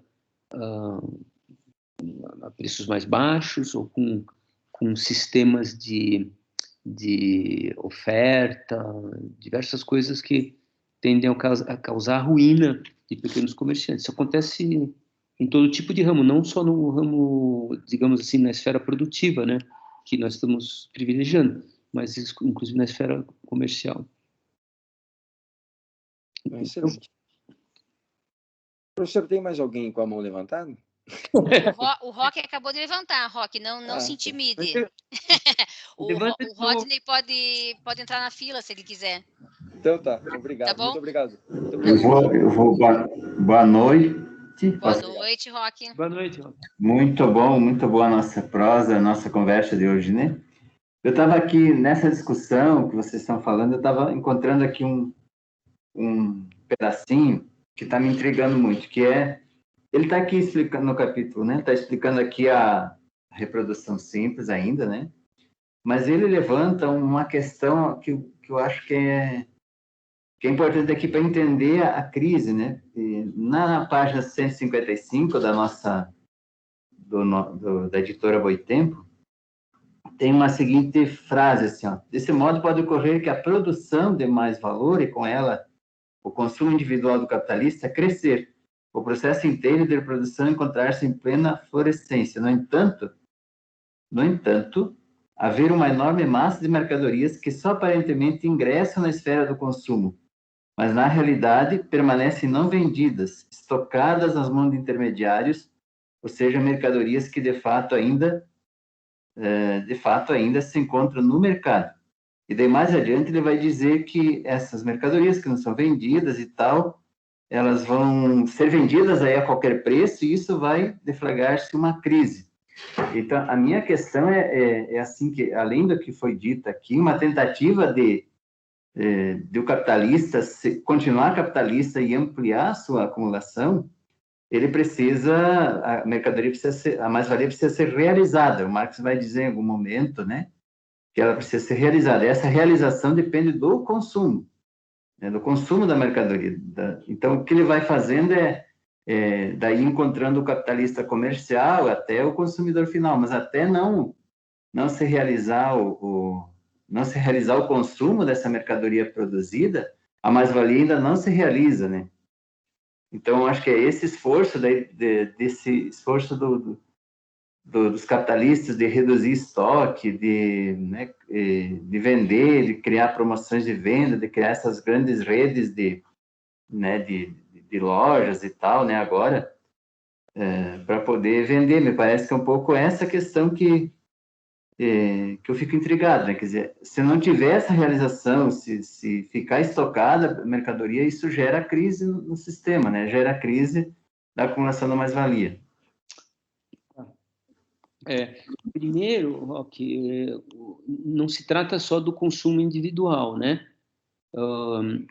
Então, você estava dizendo assim, para que o ciclo se complete e a reprodução se manifeste sadia, é preciso que se dê o consumo final. Mas você deu uma conotação de consumo final como consumo final dos indivíduos, né? Consumo. Mas tem o consumo produtivo, né? Pode ser o consumo produtivo. Então, de fato, o conjunto de mercadorias da sociedade se divide nesses dois tipos: meios de produção e meios de consumo. Então, a absorção final é a absorção pelos trabalhadores e capitalistas no que diz respeito ao consumo individual deles e no que diz respeito aos capitalistas no que tange a demanda de meios de produção. Esse é o primeiro ponto. O segundo ponto, eu acho que tem a ver com o que o Marx repete mais de uma vez ao longo da obra, e que na época dele era importante, que é o fato de que nós estamos tratando de um capitalismo já mundializado, em que, por exemplo, a Inglaterra vendia seus produtos para a Índia, por exemplo. Então, todo o processo se dava da seguinte maneira, né? Suponha os tecidos. os tecidos eram fabricados na Manchester. Os comerciantes de tecido compravam os tecidos dos produtores. Esses comerciantes, então, vendiam esses tecidos para a Índia. Então, tudo parecia funcionar perfeitamente, porque a produção estava sendo escoada. Só que esses produtos, o produto levava meses até chegar na Índia. Levava um tempo grande até você ter o retorno do pagamento desses comerciantes. Então, uma vez que o mercado, esse mercado distante se manifestasse, digamos assim, sobreabastecido de produto, isso implicava que os comerciantes que haviam comprado dos capitalistas, eventualmente a crédito, não poderiam receber e, portanto, não poderiam pagar os capitalistas. Então, enquanto isso, os capitalistas continuaram produzindo. Então, por isso que ele diz, pode ser que um processo de produção célere, que se apresente sadio, na verdade, ele se depara, depois de um certo tempo, com uma estagnação da absorção do produto que rebate sobre a possibilidade de continuar produzindo. As coisas são um pouco diferentes hoje, né? Por exemplo, a gente tem um comércio com a China. O conhecimento da absorção de soja pelo mercado chinês é praticamente imediato. Não existe mais essa divergência de tempo pela qual os produtores aqui vão continuar produzindo, enquanto não vem a notícia de que se a soja foi realmente vendida na China. Isso não ocorre mais. Mas na época do Marx, essa disjunção entre absorção final pelo consumo final, seja ele individual ou produtivo, e a produção, essa disjunção temporal, ela era importante. E ela implicava uma possibilidade de crise mesmo. E era isso, né? Obrigada, Roque. Eu passo de novo a palavra para o Rodney, que entrou aqui na fila. Pode falar, Rodney. Não, obrigado novamente. Não, é que assim, o professor, o senhor estava falando né, a respeito da busca até periférica, né, desse capitalista para sobreviver, né, de mercadorias de menor valor, de um ambiente de menor valor, de uma mão de obra mais barata, e me fez lembrar também de que há, nesse sentido, grandes movimentos de grandes capitalistas também buscando mais valor quando eles mudam para países que têm mão de obra menor. Eu lembrei da China, né? O mercado de calçados que tinha no Rio Grande do Sul há muitos anos, ele se mudou praticamente todo para a China, né? O mercado brasileiro de calçados do Rio Grande do Sul. Então, levou muita mão de obra para lá também, mas para gerenciar a mão de obra que tinha lá. Então, assim, é claro que a gente saiu um pouco da linha, né? Eu não deveria ter feito isso, mas saiu um pouco da linha do texto, mas, assim, a gente observa que na busca do mais valor ou na busca da sobrevivência, né? Ambos os grupos, tanto o pequeno, tanto o grande, eles buscam incessantemente, né? Além o mais valor, claro, sempre, né? E sem perder de vista essa questão da intensidade e da habilidade, né? Tentando sempre manter a qualidade também dos produtos. É isso que eu queria. Isso é bem importante, bem importante. Essas empresas do Rio Grande do Sul, elas foram para lá? Sim, foram para lá. Interessante. Então, as de Franca também, então, aqui de São Paulo? As de Franca eu não tenho muito conhecimento, professor, mas eu sei que... Vou ter que fazer um deslocamento até a mesa, porque eu estou vendo aqui que minha bateria vai terminar. Então, Só um minuto. Vai lá que a gente espera. Pode ir continuando aí, mas você tem toda a razão, Rodney.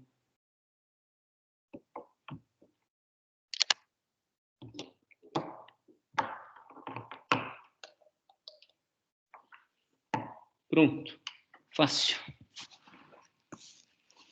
Não, isso é muito importante, isso que você está falando. Realmente, também a gente não pode se aprofundar nisso aí agora, mas a gente tem a intenção de fazer um curso de extensão sobre a condição da classe trabalhadora mundial, que nos levaria a estudar esse tipo de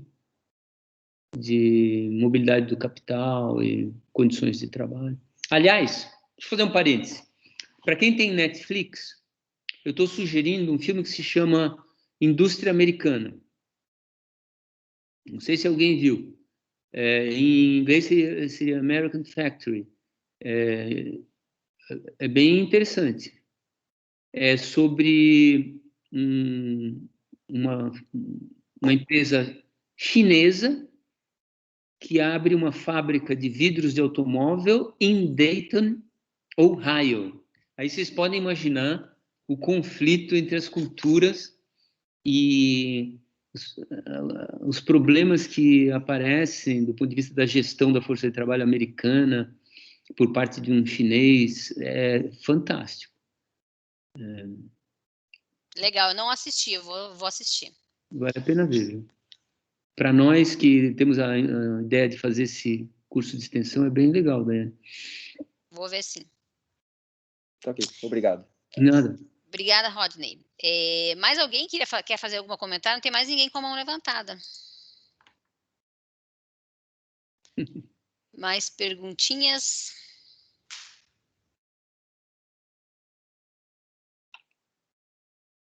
Temos aí 25 minutos para conversar ainda, se quiserem fazer qualquer comentário.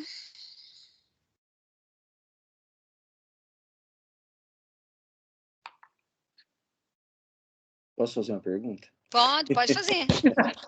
Pode, para ver se o povo se anima. Pode fazer. Tranquilo.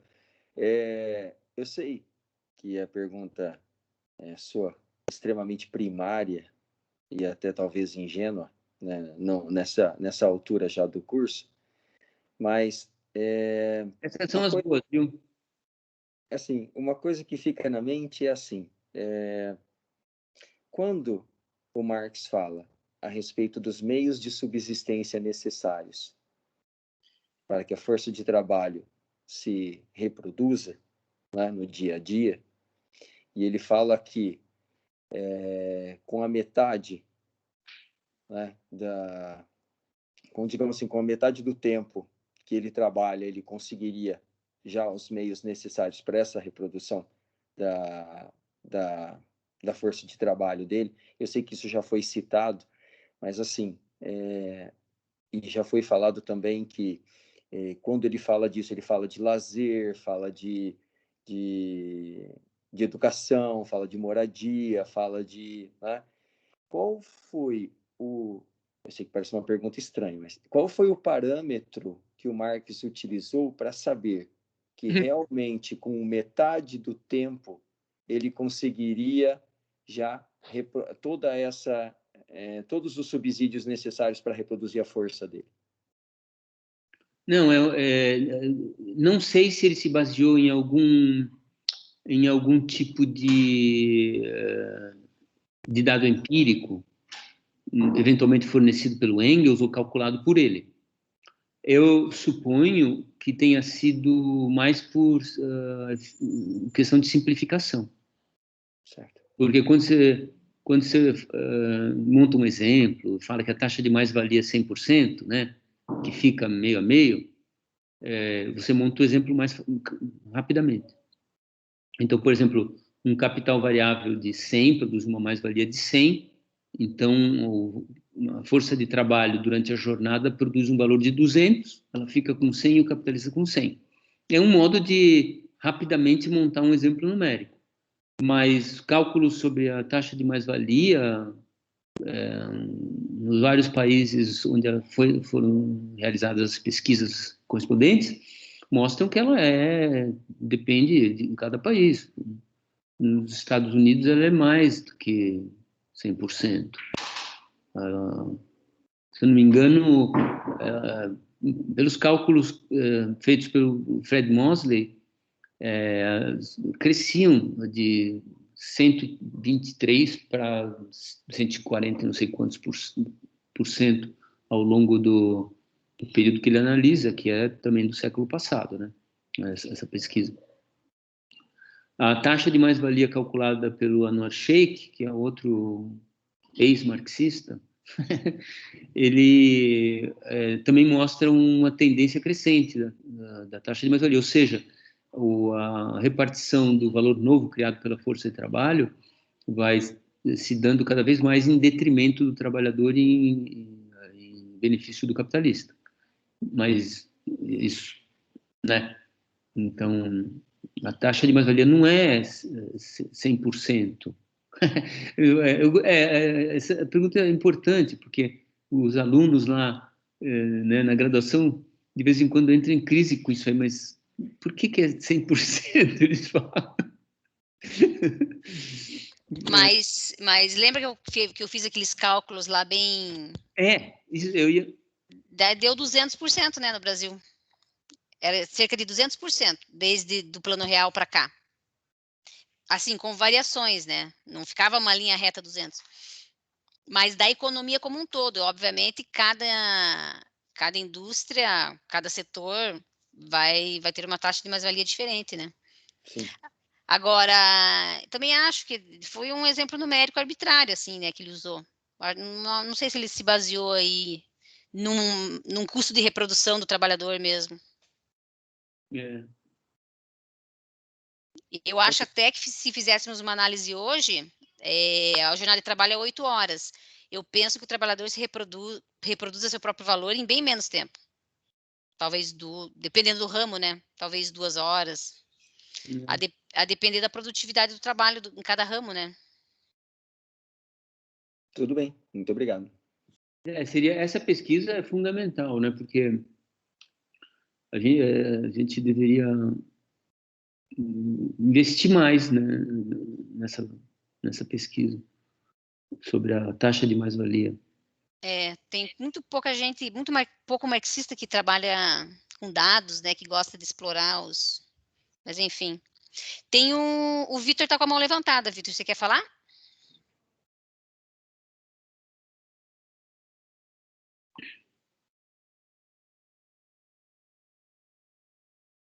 Acho que foi sem querer que ele levantou. É isso?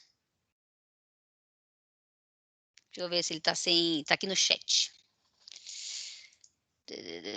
Ah, foi sem querer. Tudo bem.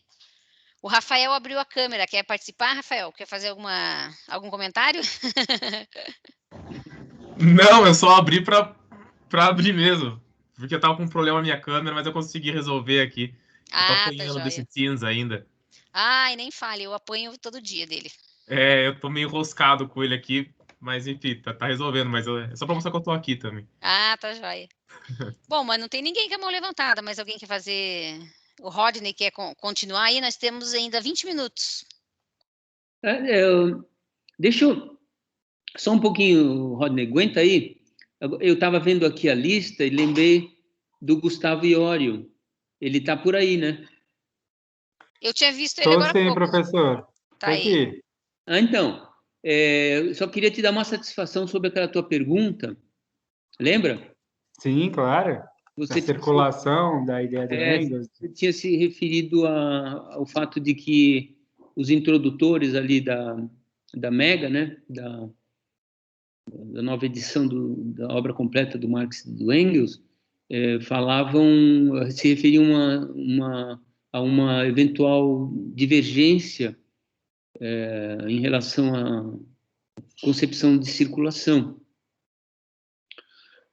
Você não sabe o trabalhão que está me dando essa tua pergunta, porque, na verdade, o que eu descobri é que não estava claro para mim, é que esses editores da Mega são neo-ricardianos, eles não são marxistas. Isso tem uma implicação gigante, porque, na verdade, eles acham que o cálculo dos preços de produção do Marx está errado.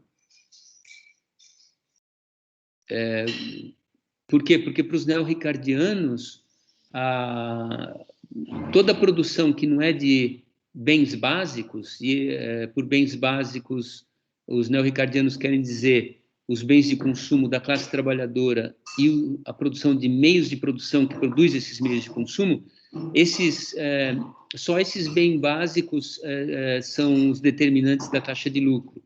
E o Marx, evidentemente, usa todos os ramos industriais na determinação da taxa de lucro deles. Então, a coisa é bem complicada, Gustavo, porque me pareceu, então eu não vou poder, eu estou escrevendo um trabalho que logo eu vou poder socializar com vocês, mas o que parece é que eles realmente usam um certo ataque ao Engels para chegar a um ataque ao Marx, por incrível que pareça. A melhor metáfora que você pode ter para isso é o seguinte: colocaram os lobos para cuidar do galinheiro. E aí você tem esse tipo de resultado. Agora, indo para a tua pergunta, o Engels ele diz que a circulação é uma mediação do processo de reprodução, e o Marx fala que a circulação o Marx concebe a circulação como um modo de reprodução. Então, bom, do ponto de vista do Engels, o que seria a circulação como mediação do processo de reprodução? Seria a circulação entendida de um modo estrito, circulação entendida como compra e venda. Pensa a circulação como venda. Imagine o produto total da sociedade pronto para ser vendido. Ao ser vendido, os trabalhadores compram a parte deles, os capitalistas compram a parte deles, e os capitalistas compram também os meios de produção necessários para a reposição do capital que eles consumiram, mais a expansão que a gente está estudando hoje. Então, a circulação seria a mediação do processo de reprodução, no sentido de que ela é o modo como o processo de reprodução se refaz. Não é muito diferente da colocação do Marx da circulação como reprodução. É porque o Marx está pensando circulação não do ponto de vista estrito de circulação como venda, mas de circulação como circulação do capital, como um todo, na minha opinião. Então, eles... eu acho que tem um exagero nessa ideia de que as concepções são diferentes, viu? E depois não tem muita consubstanciação dessa diferença de visão, só tem 2 parágrafos nos quais um é o parágrafo do Marx e o outro é, eventualmente, esse mesmo parágrafo reescrito pelo Engels, mas eu não descobri onde que está esse parágrafo escrito pelo Engels. Então, só quero te dizer que eu estou procedendo assim. Eu peguei aquela introdução e toda vez que o Engels é atacado, eu pego e analiso o tipo de ataque que está ocorrendo, que sentido que faz e tal. E aí cheguei no ponto em que o ataque é o Engels não ter incorporado no Capital a parte do Marx, do manuscrito 8, em que o Marx divide a reprodução em 6 setores. E aí ele sugere que se o Marx tivesse continuado naquela direção, ele teria descoberto a questão dos bens básicos, e basicamente o que eles querem dizer assim, aí o Marx teria se transformado num ricardiano ou num israfiano, porque teria abandonado os próprios preços de produção que ele tinha produzido, que ele tinha concebido. Então, é muito difícil operar isso aí, esse trabalho que eu estou fazendo, porque eu não tenho acesso os materiais que eles tiveram, né? E mesmo os materiais que eles dispuseram no próprio PDF que a Daiane me passou, ainda bem que o Engels não usou. Eles têm um texto, que é o manuscrito 8, não utilizado pelo Engels. Vamos lá ver. Se ele tivesse colocado aquilo, ninguém nunca teria lido a parte final do livro. Porque é um trabalho ali você surpreende o Marx no seu processo de elaboração do que ele iria eventualmente escrever de forma clara quando tivesse tudo claro. Então... Mas esse manuscrito 8 fala sobre o quê? Um conteúdo que não tem no livro 3? Sessão 3, a reprodução do Capital Social Total. Ah, tá, do livro 2. Uhum. Que eles juntam no final, nos apêndices, vários textos. Eles dizem assim, texto não utilizado pelo Engels, e vai. Texto não utilizado... Esse do manuscrito 8 é gigante, é um livro por si só. Mas quando eu olhei, eu falei, como é que vai se ler um troço desse? Para absorver aquilo lá vai requerer meses, por causa da forma. É tudo número, exemplo, flecha. Então, realmente, ainda bem que o Engels não usou. Ele não podia colocar aquilo no livro. Não tem como. Não tem condições de ser publicado. Aquilo é material para pesquisa, isso sim, mas então, é isso, era só essa satisfação que eu queria dar para o Gustavo. Muito obrigado, professor. Na verdade, eu não sei se tem aí inscrição, se tem alguma fila, se eu posso... Não, pode falar, não tem ninguém inscrito. Maravilha, professor. Ótimo, eu agradeço o empenho aí de todo o trabalho extra que foi provocado. Porque, então, na verdade, a gente pode entender isso. Eu não tinha noção dessa discussão neo-ricardiana que estava por trás da Mega, da construção da Mega. Porque isso deve estar, inclusive, na própria tradução da Boitempo, que usou essa versão da Mega, né? Está direto do alemão. Bom, mas aí é já o texto do Engels, né? O texto organizado pelo Engels. Aí é um problema problemas de tradução. Mas tem uma coisa também que, não sei quem que me falou, não me lembro quem me falou, que o cara que traduziu isso daí, o cara é olavista? Ou virou depois olavista? O Enderle. Isso. Enderle, isso. Então, assim, eu fico com a minha edição da Coleção dos Economistas mesmo. Nada contra Boitempo, mas... O pessoal que tem Boitempo poderia me confirmar se nessa edição que vocês têm, tem esses apêndices lá atrás? Tem? Tem sim, professor. Inclusive, esse que o senhor mencionou é o último. Ele está aqui em 3 páginas. Enquanto você falava, eu fui conferir. Está em 3 páginas desse esquema, a forma que você descreveu. É um monte de coisa, ao meu entender aqui, irreconhecível. Não consigo interpretar nada. Falei, não são 3 páginas. É gigante. Pois é, aqui está em 3 páginas.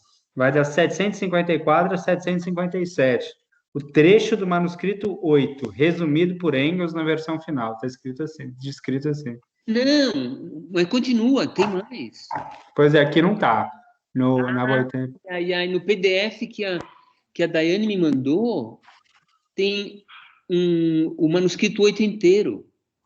Ué, aqui na versão impressa que eu tenho, não... Por isso que eu estou perguntando, porque eu ia comprar imediatamente esse volume, é o único que eu não tenho, para ter acesso a esse... Esse que eu te passei foi um menino do grupo aqui que compartilhou, que ele extraiu lá de um site da USP. Ué. Mas estranho não ter na versão impressa? Pois é, aqui na versão impressa, talvez a gente possa até conferir as páginas, mas na versão impressa vai da 754 a 756. E está descrito dessa maneira, trecho do manuscrito 8. Eu vi isso hoje. O apêndice que eu estou falando adentrava os números 811, ia embora. Aqui não, aqui... Mas, de repente, é só uma formatação do PDF. Aqui na 756 Para tudo? Eu acho que não dá, Tipola, não dá para comparar pelo número de páginas. Começa uma cronologia resumida de Marx e Engels. A cronologia no PDF que a Daiane me enviou começa depois desse enorme manuscrito 8. Então, aqui o último texto o último texto do apêndice é o manuscrito 8. Não é o manuscrito 8, é o resumo de uma parte do manuscrito 8. Pode ler isso. Isso, aqui está como resumo, mas só 3, 4 páginas. Isso, o manuscrito 8 inteiro é... Pô, depois eu confirmo isso aí, mas eu não chegava no final. Eu passava as páginas assim e não chegava no final. Então tá. Mas é esclarecedor, favorece muito o entendimento. A partir dessa ideia, né? A partir dessa informação, na verdade.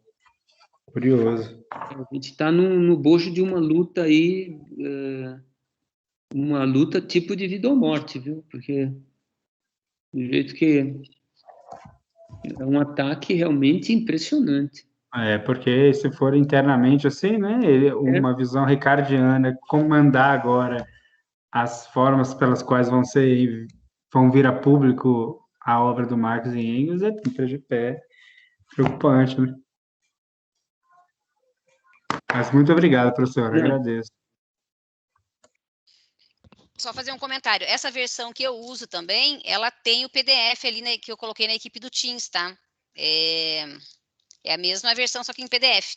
É separada em 5 volumes, igual essa daqui, física. E então, essa manchinha azul aí é do Raí? Não, eu que estava rabiscando. Eu encapei ele, daí eu fico rabiscando. Então, quem mais quer falar? Acho que ninguém mais quer falar, porque não tem ninguém com a mão levantada. Bom, então acho que podemos... Se ninguém mais quiser falar, ou o Rodney ainda quer contribuir, pode falar. Temos aí 5 minutos. Não, muito obrigado. Hoje eu estou extremamente satisfeito com as respostas. Muito obrigado pelo espaço. Então, tá bom. Deixa eu só falar uma coisinha. Pode falar. Então, pessoal, na próxima quarta-feira, nós vamos ver o capítulo 3, que é o ciclo do capital mercadoria, e o capítulo 4, né? Que é os 3 ciclos no seu conjunto. Então, eu gostaria que nós procedêssemos exatamente como nós procedemos hoje, com questões que emanam da leitura do texto, porque torna bem produtivo o trabalho e esclarecedor para todo mundo. Eu gostei muito, eu acho que essa sessão de hoje se diferenciou demais da primeira, porque nós nos concentramos no capítulo, né, no material do capítulo, e espero que a gente aprofunde esse procedimento de ler o capítulo, de eventualmente dar uma olhada na videoaula ou no PowerPoint, se não tiver tempo de ver a videoaula, e trazer questões que vocês julguem serem relevantes para a nossa discussão. Então, eu vou dormir satisfeito hoje. Legal. Deixa eu só dar mais um aviso, então. Eu mandei por e-mail um link do Drive lá do Google, né? Que tem todos os PDF, todos os PowerPoints, né? Porque antes eles estavam lá no site, como o nosso site ainda está em migração. Então, quem gosta de pegar o PDF para olhar, está lá nesse link. Mandei também o link do canal do YouTube que eu criei com o e-mail do Leituras, que estão todas as videoaulas e que eu vou colocando os encontros ao vivo. Então, eu não preciso mais ficar mandando o link, vocês podem navegar lá, porque eu deixei público mesmo lá nesse canal. Então, quem não tiver, que por acaso acabou saindo da lista e quiser me pedir, depois me manda e-mail que eu repasso esses links para vocês, tá bom? Então, por hoje é só, né, pessoal? Podemos dizer tchau e nos vemos. Para quem tem livro 3 amanhã, tenha um bom encontro. E para quem tem livro 1, terça-feira que vem, estamos aí de novo. Boa noite para todo mundo. Boa noite a todos. Obrigado. Boa noite. Obrigado. Boa noite. Boa noite. Boa noite. Boa noite a todos. Boa noite. A todos.